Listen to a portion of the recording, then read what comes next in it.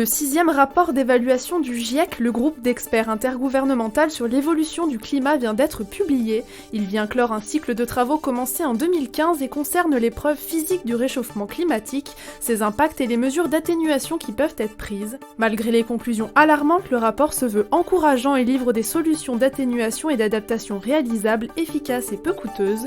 Jean Jouzel, paléoclimatologue, ancien membre du GIEC et directeur de recherche émérite au CEA, commissariat à l'énergie atomique, a livré sa propre lecture du rapport. Il porte également un discours d'espoir. Pour lui, il est encore temps d'agir si l'action est immédiate.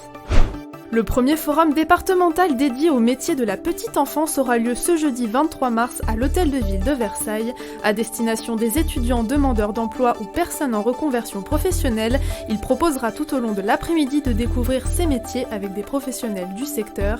Plusieurs centres de formation du territoire seront également présents.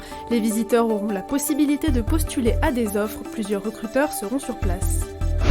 Près de 200 personnes se sont rassemblées samedi 18 mars devant le siège de l'UNESCO à Paris. Devant le bâtiment, des dizaines de baguettes de pain brandies comme symbole. La raison, alerter sur la menace que fait peser la construction des lignes 17 Nord et 18 Ouest du Grand Paris Express sur les terres céréalières de Gonesse et de Saclay. Plus de 3000 hectares pourraient être détruits. Les personnes présentes portées par les collectifs contre la ligne 18 et pour le triangle de Gonesse demandent le classement de ces sols au patrimoine mondial de l'humanité. Le samedi 19 mars, c'était le jour anniversaire du cessez-le-feu en Algérie. Cette journée permet chaque année de commémorer les accords d'Évian du 18 mars 1962.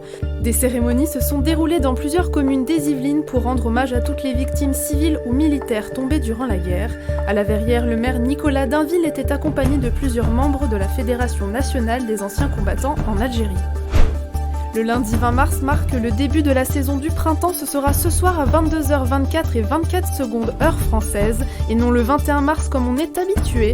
La raison, l'équinoxe de printemps, c'est-à-dire le moment où le soleil est parfaitement aligné avec l'équateur. La durée du jour est alors aussi longue que celle de la nuit. C'est à cette heure qu'est déterminé le passage au printemps.